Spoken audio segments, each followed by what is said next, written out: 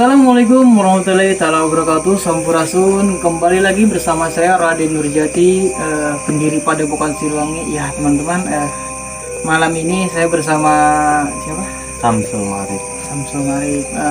Kita di sini mau membahas sejarah pusaka, ingin menguak sejarah pusaka gitu. Ya, kedatangan ke sini itu ingin apa ya? Ingin mengetahui tentang keris di sini, pusaka-pusaka di sini, Sejarah pusaka ya. sejarah pusaka. Ya. Kalau pusaka itu kan benda atau sebuah benda ya, dikatakan benda yang dituahkan gitu, yang memiliki kekuatan magis atau kekuatan magic. Biasanya pusaka ini tuh dimiliki oleh para empu-empu atau orang karuhun-karuhun, orang tetua dari zaman dahulu, dan dibuatnya pun itu benar-benar tirahatnya dan puasanya, zikirnya dan yang lain-lain gitu.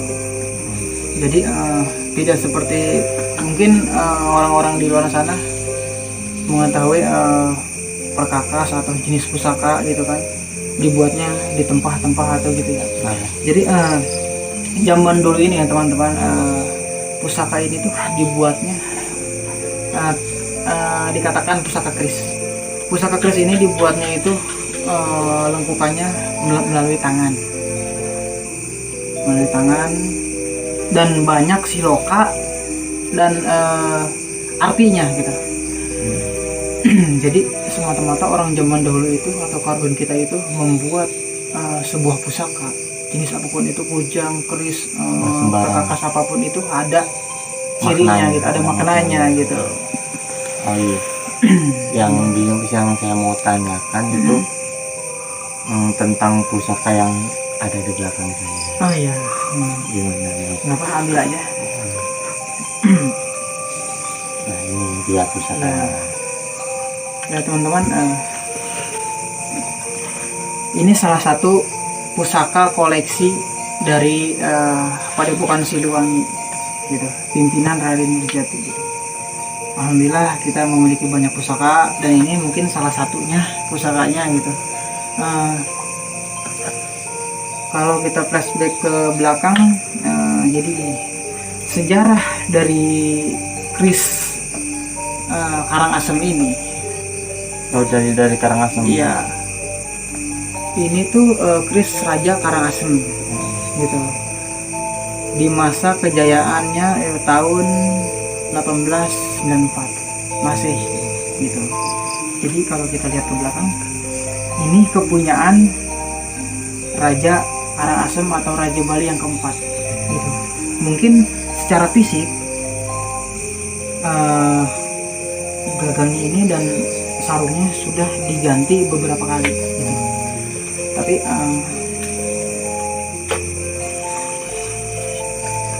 ada berapa lekukan? dari besinya kita bisa lihat, ini teman-teman di rumah bisa di zoom,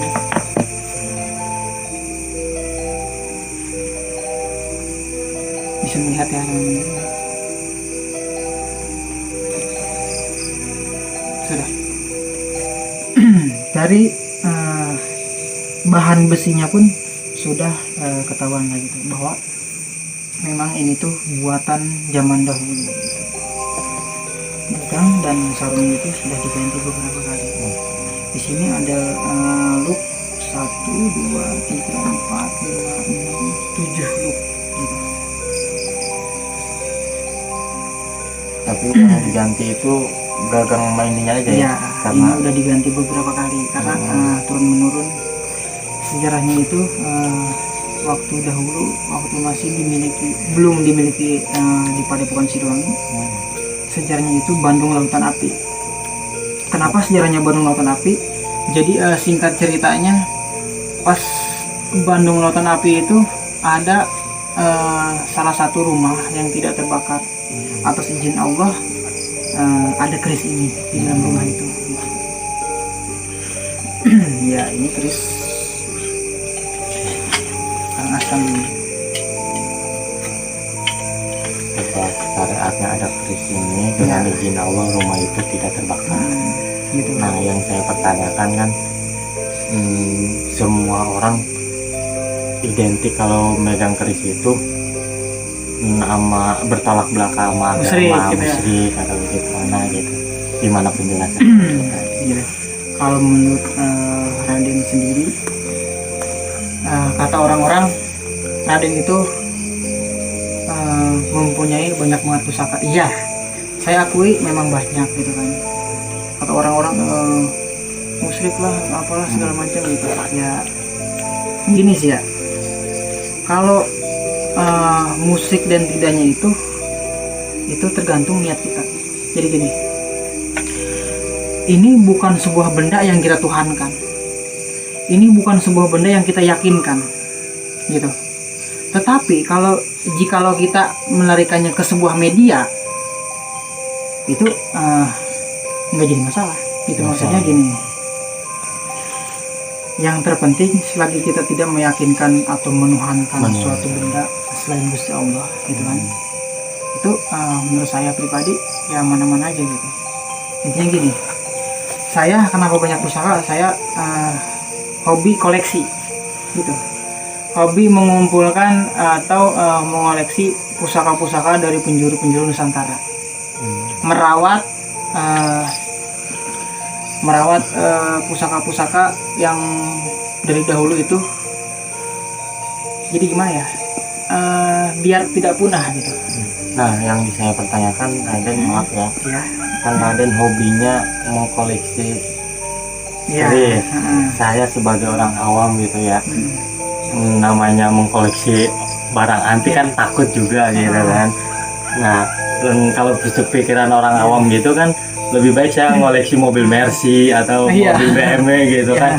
Ngeri juga kalau kita nggak tahu gimana solusinya tuh. Jadi gini sih sebetulnya, memang dari zaman dahulu itu mungkin orang tua kita dahulu itu merawat atau dimandikan, diberi wangian dan yang lain-lain gitu. Karena mau di daerah manapun kebudayaannya turun menurun itu seperti itu. Jadi pusaka itu memang harus dirawat gitu. Ada sebagian pusaka yang tidak dirawat itu bakal berbalik ke kita.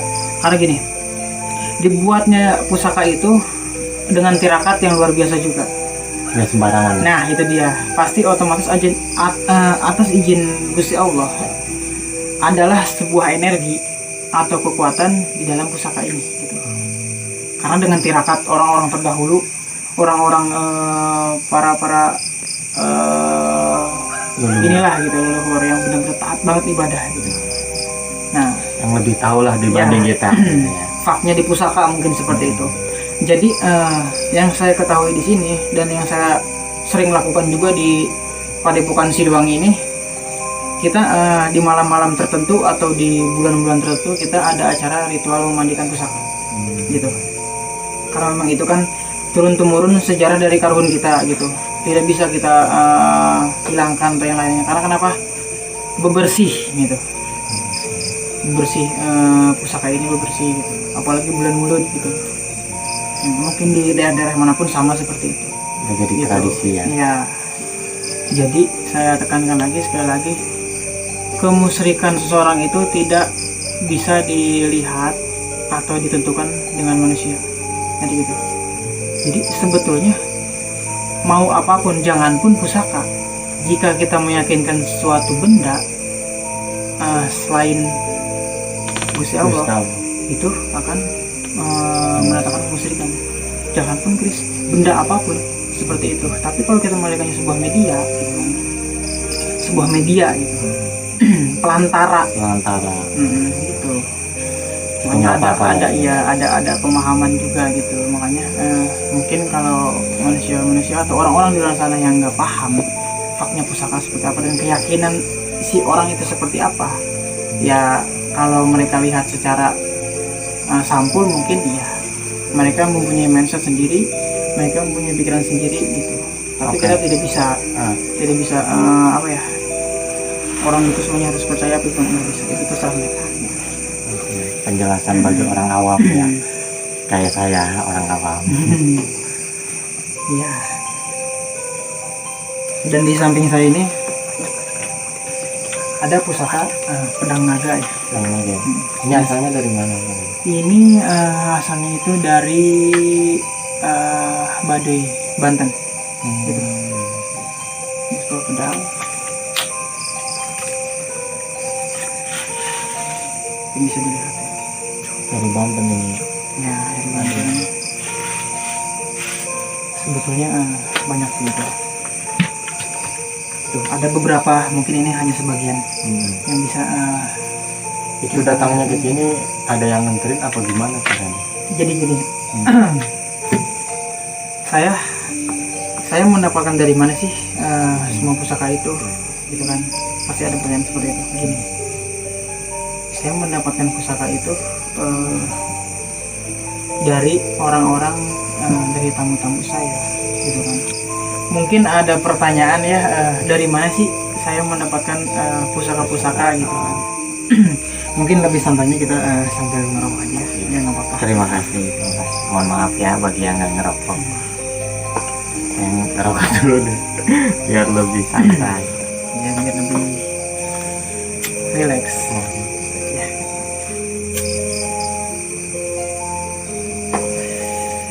Rokoknya juga wangi. Jadi gini teman-teman, dari mana sih saya mendapatkan pusaka-pusaka gitu kan? Dan juga Walaupun bisa banyak yang nanya pasti. Salah satunya saya juga pasti. saya jelaskan lagi dari mana saya mendapatkan pusaka itu. Jadi saya kan mengobati orang-orang gitu kan, tamu saya lah gitu.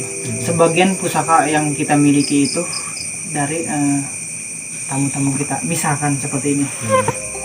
Orang-orang terdahulu itu para jawara atau apa gitu, yang orang zaman dulu gitu. Dia mempunyai banyak banget pusaka gitu.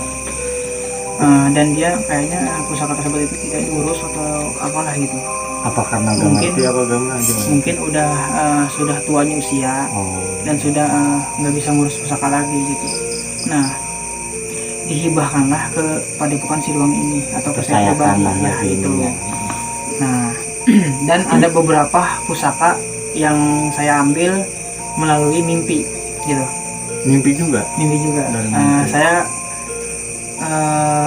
beberapa kali saya setelah sholat tahajud dan sholat tahajud saya habis zikir, saya tertidur itu saya bermimpi gitu. Enggak selalu 2 kali, itu sering banget gitu. Saya bermimpi ada kakek bersorban dan yang lain-lainnya mungkin seperti itu, suruh ngambil pusaka misalkan di tempat ini gitu. Oh gitu. Oh ya maaf Raden Ya. Kayak Raden tadi saya kan belum pernah mimpi ya. Kalau Raden udah pernah mimpi mungkin karena udah ada misalnya. Nah, yang bisa ngebedain antara kan kita mimpi ketemu orang yang berjubah gitu kan, ngebedain antara itu benar dari leluhur kita atau itu takutnya dari iblis gitu kan, kita nggak bisa ngebedain sama jin atau jadi gimana. Gini, cara membedakan mimpi dari leluhur kita atau dari sekedar mimpi atau apapun itu. Jadi gini, pasti mungkin atas izin Allah saya bisa atau mampu gitu kan, membedakan gitu bahwa ini tuh memang pesan-pesan dari karuhun gitu. Nah, kesatunya itu, dan keduanya itu ada jam-jam atau waktu tertentu gitu. Jika tidurnya di lewat jam 1 malam itu sudah masuk kemungkinan mimpi itu benar gitu. Sampai jam berapa tuh kira-kira? Sampai jam 5 jam subuh lah gitu. Jadi apa ya, jadi pusaka itu sebetulnya, dan biasanya itu biasanya orang-orang yang setelah berzikir itu tertidur biasanya akan mendapatkan alamat mimpi gitu. Seperti itu, apalagi yang memang yang punya titisan atau keturunan dari leluhurnya. Nah, mohon maaf pemirsa, kalau Raden kan ada titisan nih. Kalaupun bisa, kalau misalkan ada mimpi apa gitu, jangan coba-coba gitu ya. Apalagi kalau mimpi ada mobil dicolong ntar mobil orang gitu ya. Tapi gini, beberapa santri saya ada yang bilang ke saya, katanya dia dimimpiin kakeknya. Tapi harus konsul dulu ke Raden. Iya, kalau ada misalnya beberapa yang katanya dimimpiin sama kakeknya, katanya harus ngambil sebuah batu atau sebuah pusaka di dekat makamnya atau di tempat apa seperti itu. gitu. Dan setelah dilakukan sama beliau atau santri saya itu, alhamdulillah itu langsung ada pusaka. Ada ya. Iya, gitu, langsung ada pusakanya. Memang mungkin itu memang titipan dari kakeknya gitu. Melalui ke Raden dulu kali ya. Ya kemungkinan Titipan langsung ke cucu, langsung ke santri itu saya bisa langsung gitu. bisa ngambil kan. Iya, ke saya dulu. Oh gitu. Nanti saya kan arahkan gitu. Oh, nggak sembarangan ya. Gitu. Iya, Jadi makanya beberapa sih seperti itu. Kak permisa kalau misalkan punya karuhun Atau Misal, punya orang tua lah orang gitu, tua orang yang zaman dahulu di zamannya di itu zamannya itu ya, orang berpengaruh lah gitu. yang berpengaruh. Kalau misalkan Anda belum tahu, silahkan gabung ke Raden. Gimana Raden cara gabungnya? Mohon maaf nih, jadi Iya. pohon ke Padepokan. Bagi yang mau gabung bersama Padepokan Siliwangi atau bersama kita, itu ada langsung langsung hubungi admin kita, itu ada di deskripsi YouTube kita. Namanya apa YouTube-nya Raden? Ya, nama YouTube-nya itu Raden Nurjati Official Mystery gitu. Tadi gimana cara ininya Raden?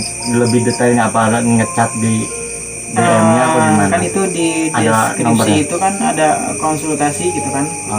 Bagi yang mau ada keperluan atau konsultasi non medis dan yang lain-lainnya, atau ingin gabung atau mempunyai tempat yang ingin kami mediasi atau kami ungkap, bisa hubungin admin kami. Ada persyaratan nggak kalau mau Kalau mau masuk sini kita harus tuh, ganteng-ganteng kayak Raden? Kita nggak tahu. Yang jelek jangan, kan kita nggak tahu persyaratannya apa. yang terpenting itu syarat masuk Padepokan Siliwangi ini harus niat. Ya, Sebetulnya. Yang pertama niatnya, yang kedua itu ridho dari orang tua. Oh gitu ya persyaratan. Ya. Niat yang bagus lah. Iya, karena supaya apa? Supaya berkah juga keilmuan kita, perjalanan kita. Pengajian di sini juga. Ridho seperti dari apa. orang tua nih. Mohon maaf Raden. Berarti apapun itu harus ridho dari orang tua. Betul. Karena apa Raden lebih tahu deh, lebih tahu tentang orang tua nih. Kalau boleh tahu, orang tua A ini dulunya apakah benar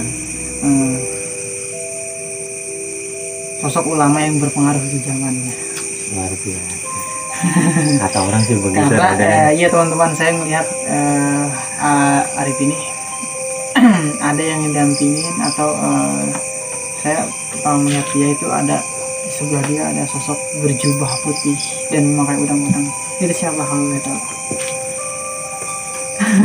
Saya juga belum tahu, permisa, berhubung Raden udah tahu itu ternyata wujud saya.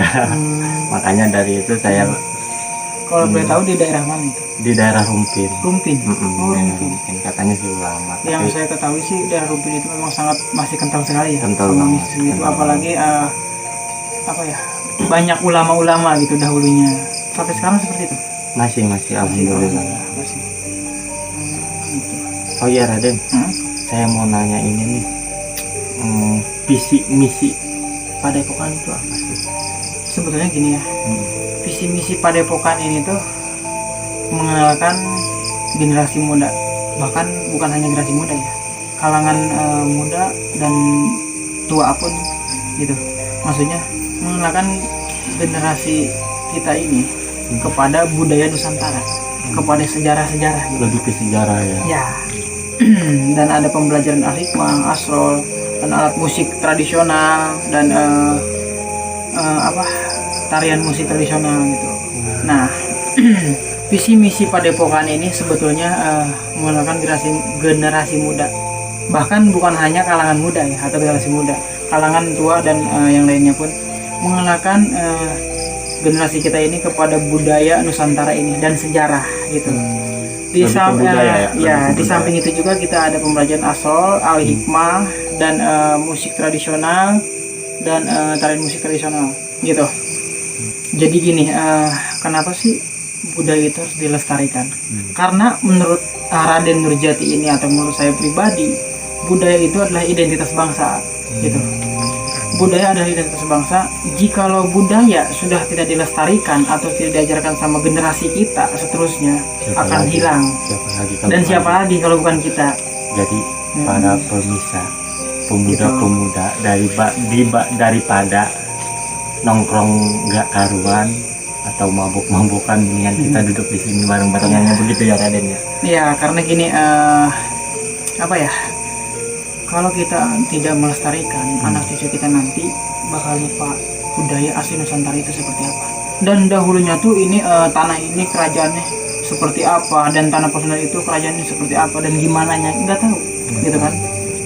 Jadi kalau bukan kita siapa lagi gitu. Kita udah dikasih enaknya lah sama Iya. lulur-lulur. Oh iya Raden, Ya. mohon maaf nih, saya dari tadi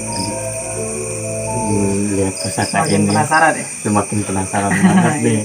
Kayaknya ada energi apa gitu. Jadi saya bikin penasaran nih Raden. Oh jadi maksudnya tuh pengen ngerasain gitu ya energi dari salah satu pusaka ini. Nah Gitu. itu Bismillah ya.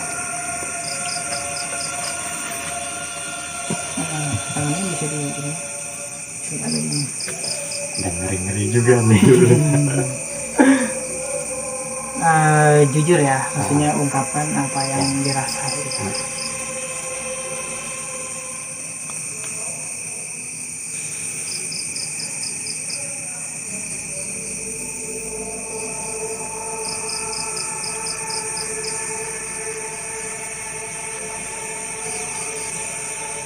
Mulai merasakan. Hangat ya.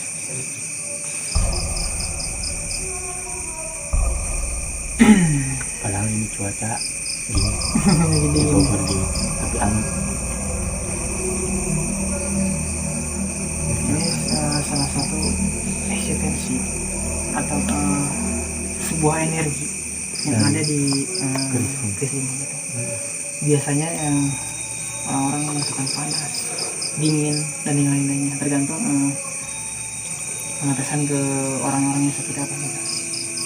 Dan masing-masing pusaka juga pasti bisa diwujud dirasakan energinya seperti apa gitu. Seperti apa? Energinya energinya itu yang tadi saya jelaskan, ada yang merasa dingin, ada yang merasa panas, bahkan sampai melepuh, bahkan yang lain-lain itu tergantung eksistensi dari orang tersebut gitu. Kalau niatnya itu angkuh, sombong gitu kan, apaan sih ini gitu kan, ini itu biasanya udah terjadi beberapa kali, biasanya itu di tangannya melepuh atau di bagian lainnya gitu. Alhamdulillah saya nggak melepuh ya. Bisa. Hapunten tadi ya. Setelah saya merasakan energi tadi yang ditempel dari tangan saya panas banget ya, walaupun cuacanya dingin, saya makin penasaran nih permisa. Ya. Nah, apa saya boleh ngobrol berkomunikasi sama salah satu yang berkaitan dengan pusaka ini? Oh iya, sama Karuhun Sama Karuhun. yang ada sangkut pautnya sama salah satu pusaka ini. Iya gitu. Oh, gitu. Bismillahirrahmanirrahim, atas izin Allah bisa Bisa ya. gitu. Paling saya akan memanggil salah satu santri saya yang mungkin mukanya sudah tidak asing lagi gitu. Bagas silakan masuk. Bentar, bentar.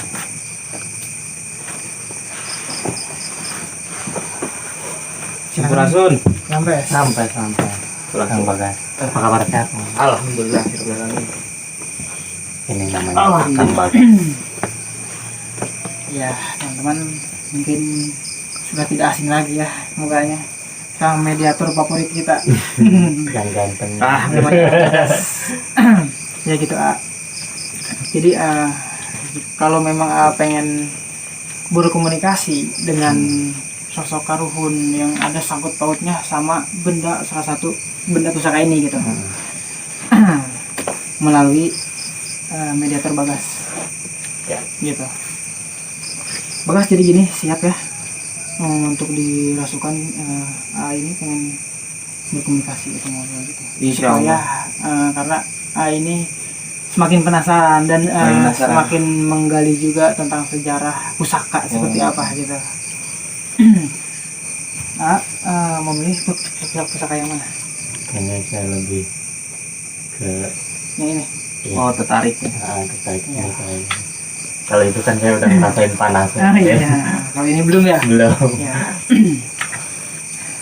Bismillahirrahmanirrahim. Teman-teman, saya akan mencoba merasukan suatu energi atau sosok karukun yang ada sangkut pautnya itu sama pusaka ini. Gitu. Bismillahirrahmanirrahim.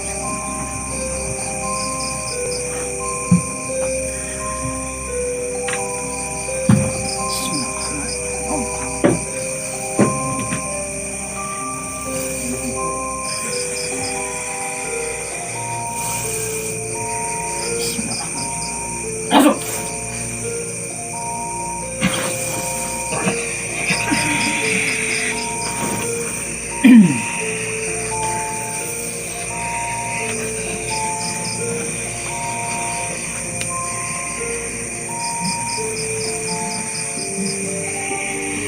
Bisa tenang ya.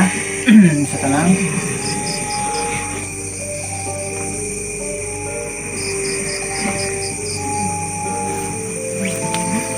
Assalamualaikum.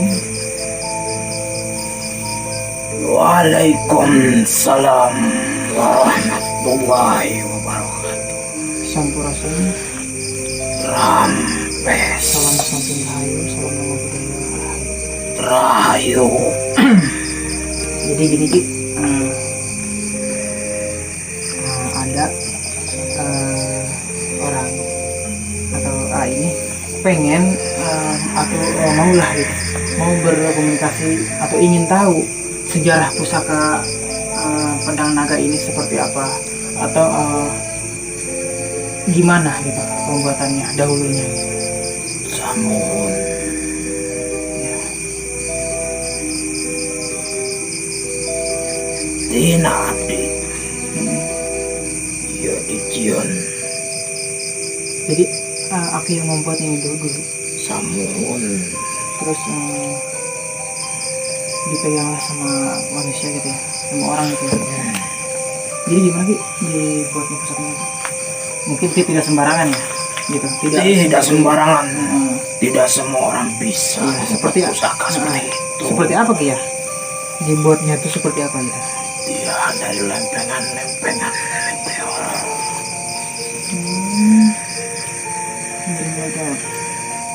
Atau bahan-bahan seperti itu ya, Ya. bukan dari tempahan-tempahan besi sekarang gitu.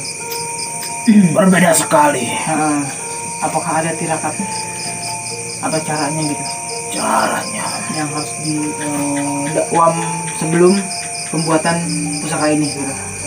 Itu kita harus berpuasa terlebih dahulu Berpuasa selama selama 40 hari. luar biasa selama 40 hari teman. Ya, Masya Allah. Jadi gitu lah. Ya. Memang segalanya tuh jadi orang tua dahulunya tuh membuat jenis pusaka apapun tidak sembarangan gitu. Harus puasa Berpuasa 40 hari.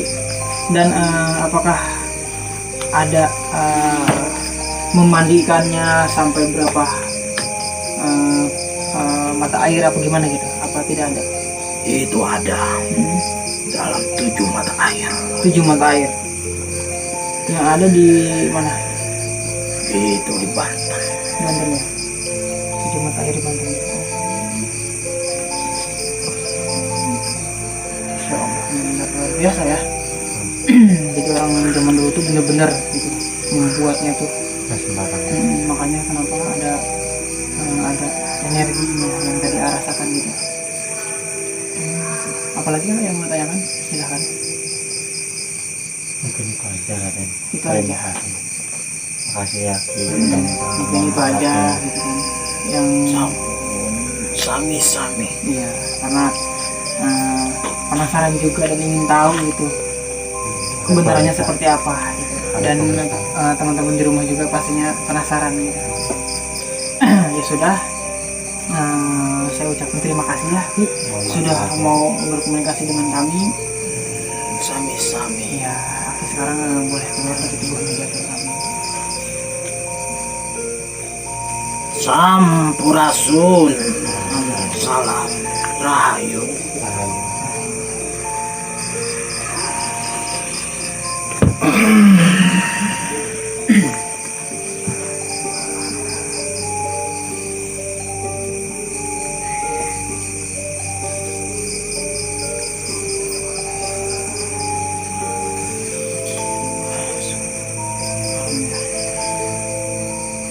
Ya teman-teman, dan itulah pengakuan dari salah satu yang bersangkutan atau yang membuat pusaka gitu. Mungkin sekarang sudah tidak penasaran lagi ya. Ya, Terima kasih banyak udah. ya sama-sama. Oke, mungkin segitu aja Raden. Ya. Terima kasih atas waktunya. Mohon Ya, maaf sama-sama. saya mengganggu atas waktunya Raden. Ya, sama-sama.